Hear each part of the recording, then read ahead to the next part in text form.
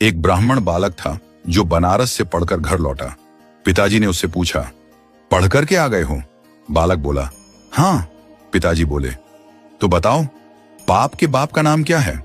ब्राह्मण बालक हैरान हो गया, किताबें खोल खोल कर देखने लगा। फिर बोला, गुरुजी ने तो यह नहीं पढ़ाया कि पाप के बाप का नाम क्या है। पिताजी ने कहा, तो जाओ अपने गुरु से पूछ कर आओ या स्वयं ढूंढ कर आओ, और जब तक तुम्हें पाप के बाप का उत्तर न मिल जाए घर मत आना। ब्राह्मण बालक बेचारा घूमता रहा, सबसे पूछता रहा, पर किसी से भी संतोषजनक उत्तर नहीं मिला। इसी खोज में वह एक सुंदर से घर में पहुंचा। बाहर गौ माता बैठी थी, तुलसी का पौधा लगा था। घर बहुत पवित्र सा प्रतीत हो रहा था। उसे नहीं पता था कि यह एक वैश्या का घर है। उसने सोचा, थोड़ा अन्न जल ग्रहण कर लूं, फिर यात्रा आगे बढ़ाऊंगा। भीतर गया, बैठा। वैश्या ने जल पिलाया। जल पीने के बाद बालक ने पूछा, देवी, आप कोई वैष्णव भक्त हैं? आपका नाम क्या है? वैश्या ने हंसते हुए कहा, नहीं, मैं कोई वैष्णव नहीं हूं, मैं इस नगर की एक वैश्या हूं। यह सुनते ही बालक चौंक गया, पानी का गिलास दूर फेंक दिया और घबरा कर बोला, अब तो मुझे गंगा जल में स्नान करना पड़ेगा, कपड़ों सहित नदी में कूदना पड़ेगा। मैंने बहुत बड़ा अपराध कर दिया। पाप के बाप को खोजने निकला था और एक वैश्या के घर का पानी पी लिया। हरे राम राम राम।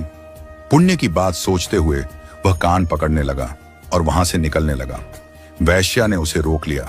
मन में सोचा, यह बालक पाप के बाप को ढूंढ रहा है, ज्यादा दूर न जाने दूं, यहीं पर उत्तर दिला देती हूं। उसने पैर पकड़कर कहा, भगवान, आप जैसे लोग मेरे घर आते हैं, इतने दिनों से भूखे होंगे, पाप के बाप को ढूंढ रहे हैं, कौन जाने कब उत्तर मिलेगा। 2-4 रोटी खा जाइए, कुछ प्रसाद पा लीजिए। ब्राह्मण बालक बोला, तेरे घर का पानी पीकर मैं अपवित्र हो गया, अब कह रही हो तेरे घर का भोजन भी पाऊं?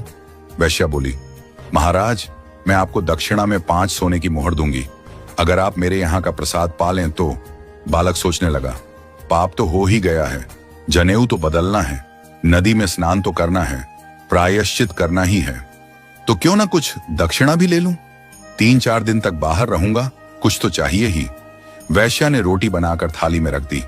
बालक जैसे ही खाने बैठा, वैश्या ने उसका हाथ पकड़ लिया और बोली, महाराज, मेरा मन है कि मैं अपने हाथ से आपको खिला दूं, और यदि आप ऐसा करेंगे तो 5 की जगह 15 सोने की मोहर दक्षिणा में दूंगी।